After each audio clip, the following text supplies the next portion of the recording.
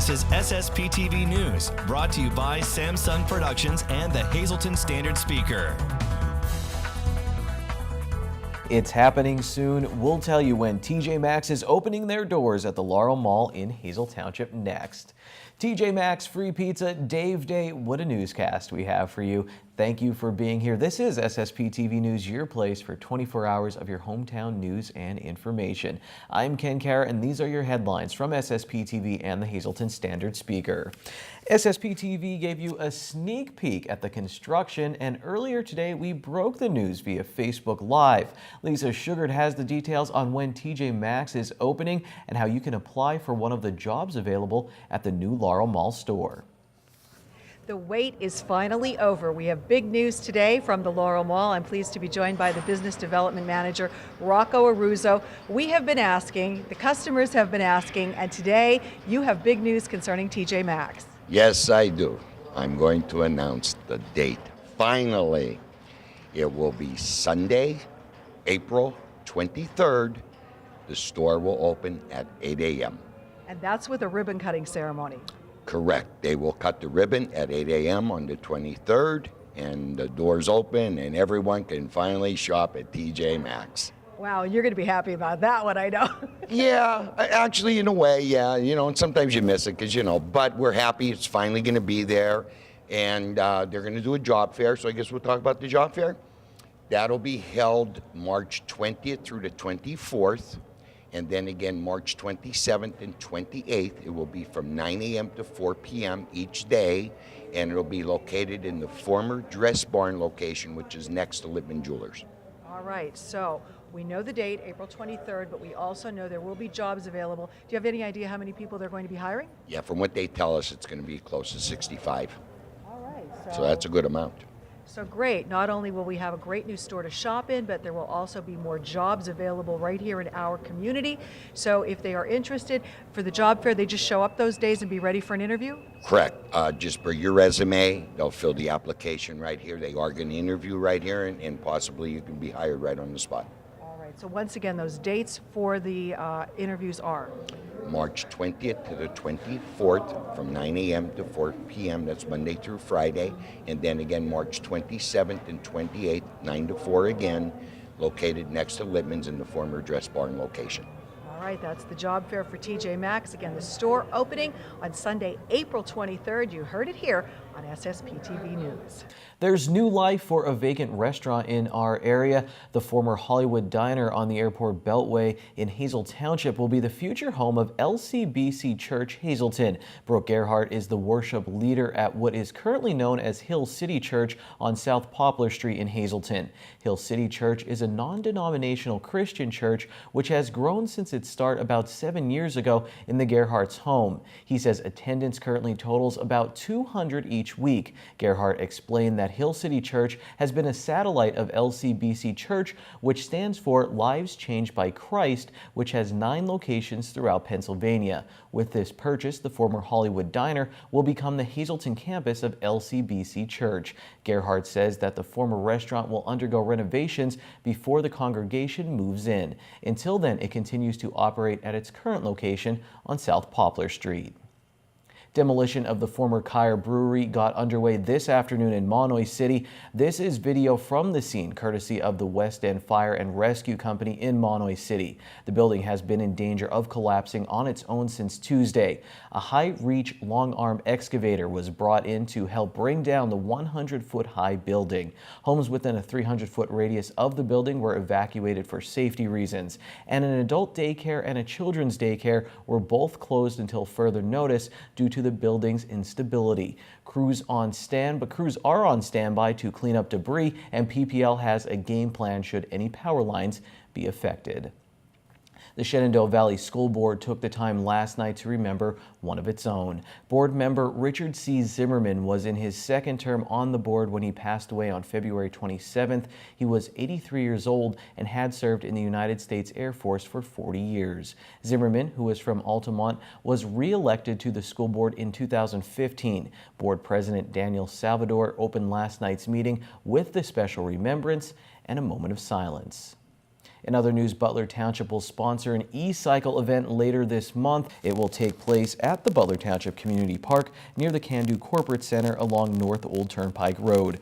The Electronics Recycling Day will take place on March 25th from 8 a.m. until 11 a.m. Residents and non-residents can participate. The cost is $10 per car for residents with proof of township residency and $20 per car for non-residents or no proof of township residency. Some items will be recycled for free, some will have a fee. For a list of items and fees, visit the Butler Township webpage at butlertownship.org. There's snow coming our way, so it's time to stock up on bread, milk, and cold pizza. Let us help you with the latter. Frankie's Cold Pizza and their Pizza Express is now bringing their box cold pizza to your door. You have a chance to win a box of 12 slices of Frankie's Cold Pizza with their signature sauce and cheese blend, baked fresh all day with no preservatives. Call 570-459-9813, extension 104. Leave us your name and number. We will pick a winner at random. You have to pick up your prize at Frankie's by the close of business on Sunday, and be sure to check out the delivery schedule for Frankie's Express on their Facebook page.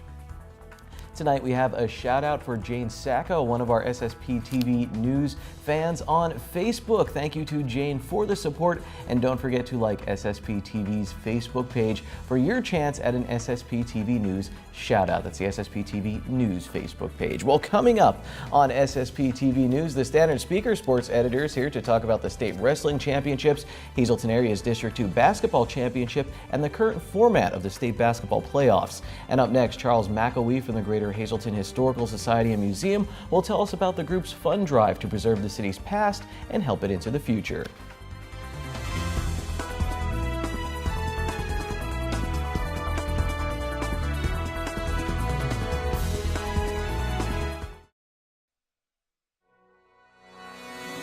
This is SSPTV News, brought to you by Samsung Productions and the Hazleton Standard Speaker. Charles McElwee is back in our studios. He is a member of the Board of Directors for the Greater Hazleton Historical Society and Museum. And today, focusing on the Historical Society and Museum, because you guys have launched a brand new campaign. Right. Earlier this week, SSPTV's media partner, the Standard Speaker, announced our campaign. The Board of Directors for the Historical Society is overseeing a fundraising campaign for 2017 to build on our resources to make sure that we have the proper operating expenses and to carry out our mission. And it's really twofold: to preserve and revitalize Greater Hazleton. And many people don't realize we have this massive facility in downtown Hazleton, the 3-story museum. But unfortunately, we can't keep up with the maintenance of such a historic structure, which was once Hazleton's City Hall and then the Pioneer Fire Company. We can't keep up with it unless we have the proper finances. So you're encouraging our viewers to make a donation, no matter what size, because everything adds up in the end. How do they go about doing that? Right, so we've been asked, do we have a fundraising goal? And we're reluctant to give a fundraising goal this year because at this point, we just want to build a membership base. At this point, contributions can be made by check to the museum address, 55 North Wyoming Street, Hazleton, 18201. And who do they make them out to? It could be made out to the Greater Hazleton Historical Society. But stay tuned, because this will not be the exclusive means of contributing to the museum. In the next few weeks, we will be working to launch a website, and we hope to have that up by the spring. And it's through the website that will be a virtual experience for people who are not even necessarily in the area to take in our history and to become members of the Historical Society. And there will be a fundraising component embedded into that site where you can give, and that will be a very important part of this fundraising campaign. You were saying about becoming a member. What does that mean if we become a member? A membership entails the opportunity to come and visit the museum. There are perks, and those perks we will announce on our website. At this point, we're just building our membership base. We have a strong marketing presence now. We have a lot of projects underway, whether it's the Historic District Project or First Friday Walking Tours, which will continue this year. So that component of our mission is under control.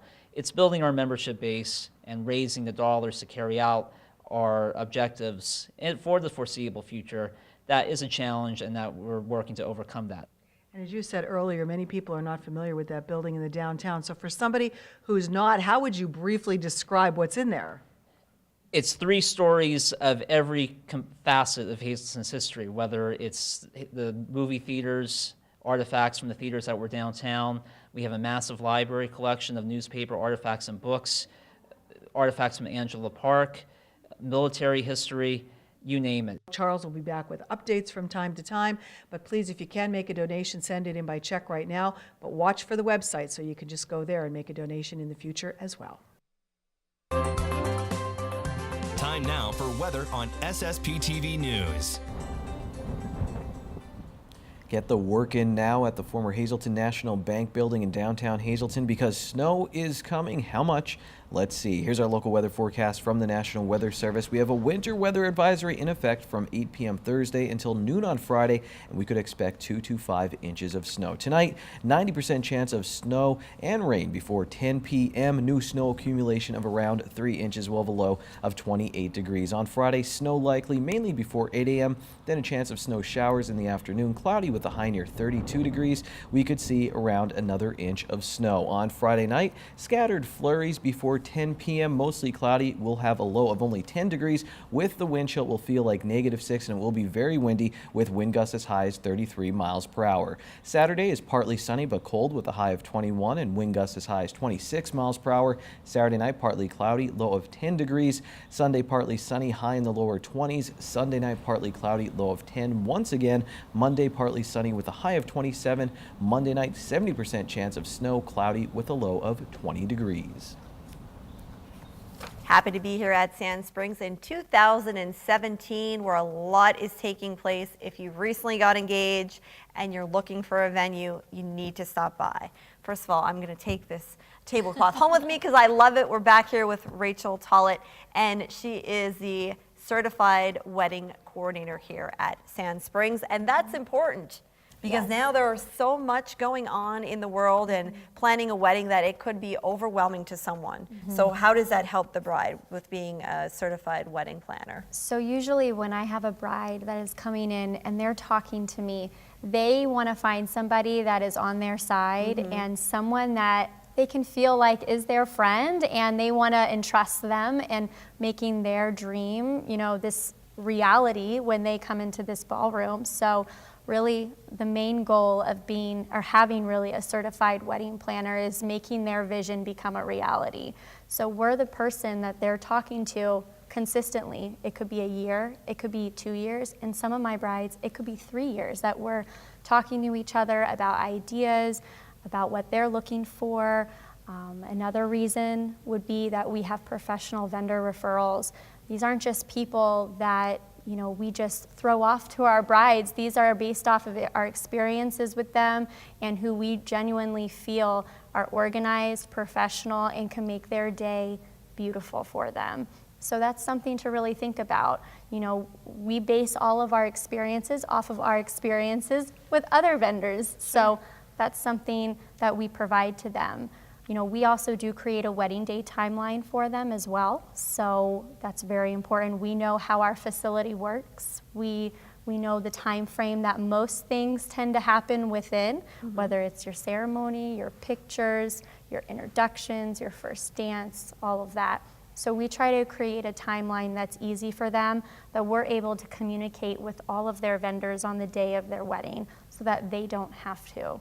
They can enjoy their day and relax and try not to be stressed out. Correct.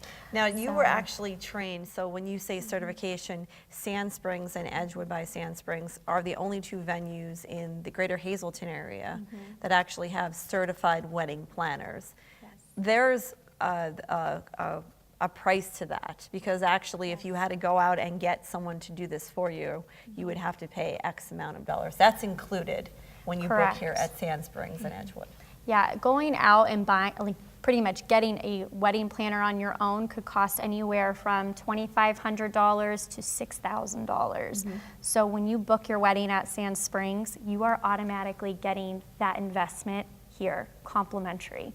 You're not paying that extra money for that planner, that person that is there to ensure that every detail is perfect for your wedding day. And any crazy idea that the bride may have, they can, talk to you about it, and you can see if it would work, if it wouldn't work, based on your experience. Correct. We're that mediator too between the venue and the bride, and we're also the mediators between the bride and the family. There you go. That can help. That can mean a lot to a bride to be. Yeah, absolutely. Sometimes the bride, they get very stressed out sometimes, and the family, they want everything to be perfect as well. So sometimes the bride, it feels nice to have that person that is sort of on your side and is willing to sort of help everyone meet in the middle and realize what the true goal is. God love you, Rachel. I wouldn't want that job, but thank you so much. Next week on SSPTV News, we're going to talk about upgrades, a lot of new things happening here at Sand Springs.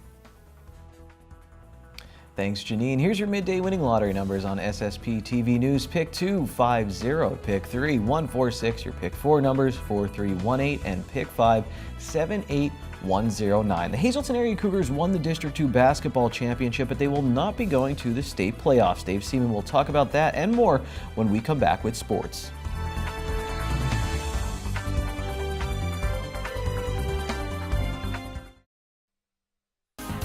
Time now for sports on SSPTV News.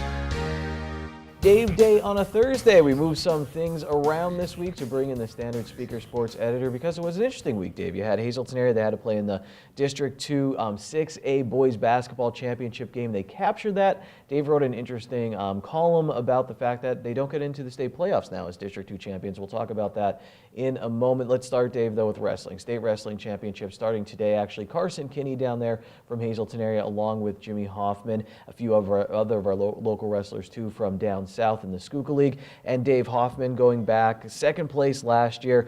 Lost in the regional championship, went to overtime in that match. I read the article in the Standard Speaker. His coach, Keith Maurer, saying doesn't feel like Jimmy really wrestled his match there, and that, hey, I'll put it behind him. Jimmy's been here before, but big opportunity for him. He has to be excited heading down there, and he could pull it off. And like his coach said, he could beat any of the guys in the bracket on any given day, but you have to see what happens. Yeah, the bracket down there is obviously very, very tough. You get into the state championships, you're talking about the best. Pennsylvania wrestling notoriously through the years has always had among the best wrestlers. Jimmy found that out last year. He was able to battle his way through the bracket and get all the way to the final. Came up just short last year. I know it's been his motivating factor throughout the whole season. He took it all the way to a district championship, a near regional championship, losing in overtime. I don't think that's going to sit too well with Jimmy, and I think he's going to put his best foot forward going into the state tournament. So follow wrestling championships all weekend long in the Hazleton Standard Speakers. They continue through Saturday at the Giants Center. Let's get to basketball now. Dave, I was there with you for the District 2/4 6A sub-regional championship. Great game between Hazleton area and Williamsport. Williamsport ultimately winning. They'll go to the state tournament. Hazleton area then on Tuesday had to play Delaware Valley for the District 2 championship. And I was impressed. The Cougars, you have that disappointment not going to the state title. Mike Joseph saying, listen, something's just not in our control. Their head coach, and they come out, they win that game against Delaware Valley. You were at that game. There were some great quotes, too, after from Michael Casadas about showing pride. By the end of the game, the Cougars were realizing what they had accomplished. A 21-win season, a District 2 championship, a Lehigh Valley Conference championship, and plenty of momentum for next season. And Dave, yeah, I think it's important, number one, to recognize the Hazleton area Cougars because they did have such a phenomenal season, state-ranked team. They were so much fun to watch. But the second part of the story is what your column covered on Monday. And if you didn't read it, please go back, check it out in the Standard Speaker about the fact that you get one team in from the District 2/4 sub-regional. So in a situation like this, Williamsport goes out of District 4, Hazleton, the District 2 champ, is left out. And these are two of the top teams in the state. And your column made a lot of really interesting cases because down in the Philadelphia area, you were mentioning how 10 teams get in. So is this something you think this will make enough noise? Maybe we'll see some changes? It would have to happen not after next season, well, after next season, because usually they work in 2-year cycles. So unfortunately for the Cougars, they might have to wait, or the Cougars or Scranton or Delaware Valley for that matter. If Williamsport beats that team in the district final, or the sub-regional final, as we should say, that team's going to go to the state tournament. Unfortunate because some District 2 teams have done very well in the state tournament. Hazleton area has been a state finalist in years past. They've gotten deep into the playoffs, and it's unfortunate, but that's what it is. And my concern would be if both Hazleton area or Scranton would be 22-0 or 23-0, and Williamsport would also be 23-0 going into that sub-regional final. Well, what happens to that other team that loses that game? A team could be 23-1, not making the state playoffs because The PIAA allows, 10 teams from District 1, half of the entries from District 6, or I'm sorry, District 3 and from District 11.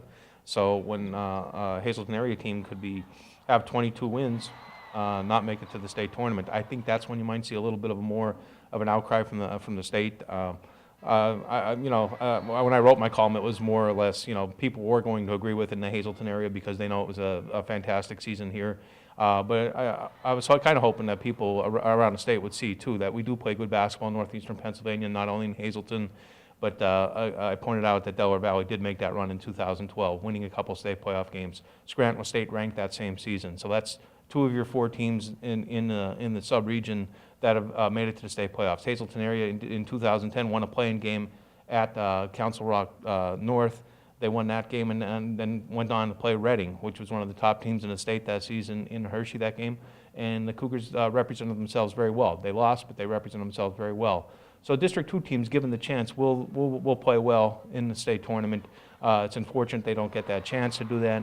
But a famous saying, a lot of people say it now, is it is what it is, and you got to deal with it, and that's why it's important to be on your A game. It's a lot of pressure for kids, but when the time comes, you have to be there, prepared to play, and unfortunate in this day and age, there's a winner and there's a loser.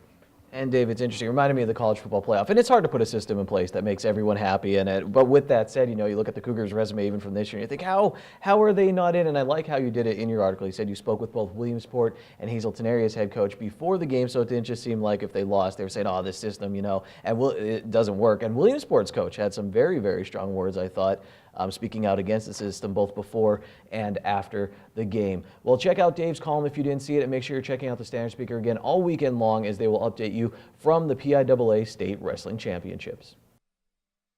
Good evening, everyone, and here's tonight's Talk of the Town report. First tonight, St. Michael's Church Hall, 300 West Oak Street in Shenandoah will be having a Pasonki Easter egg classes on 2 different dates, Wednesday, April 5th from 6 to 9 p.m. and Saturday, April 8th from 9 a.m. to noon. Cost is $45 and includes all supplies, and everyone is guaranteed to leave class with a completed egg.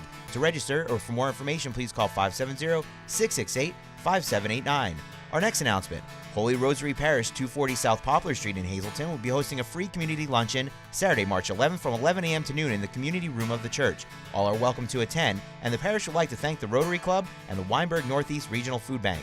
Next announcement, Butler Township will be sponsoring an e-cycle event at the Butler Township Community Park located along North Old Turnpike Road. The event will take place Saturday, March 25th from 8 a.m. to 11 a.m. Residents and non-residents can participate. And for more information, visit Township website at butlertownship.org. And finally, the Lehigh Valley Health Network will be holding a 2017 5K run walk Saturday, April 29th at Hazel Township Community Park. 9:30 a.m. will have the kids' free fun run, and 5K begins at 10 a.m. Early registration is $20 and includes a t-shirt. Day of registration is $25, and proceeds benefit the Health and Wellness Center at Hazleton's Fitness Trail. For info, just call 570-501-6953 or visit lvhn.org/calendar. That's tonight's Talk of the Town. SSPTV News would like to send sincere condolences to the family and friends of these recently departed. George A. Paler, formerly of Freeland. Friends may call Saturday from 1 to 3 p.m. in the Middlesex Funeral Home. Elizabeth Wisda Mag, formerly of Freeland. Graveside service will be held Tuesday at 10:15 a.m. in the St. John Cemetery. The McNulty Funeral Home is in charge of arrangements. And Helen DeFallo of Drums. Arrangements will be announced by the Joseph B. Conahan Funeral Home. Big finale of the week tomorrow on SSPTV News. I will see you then. Take it easy, everyone.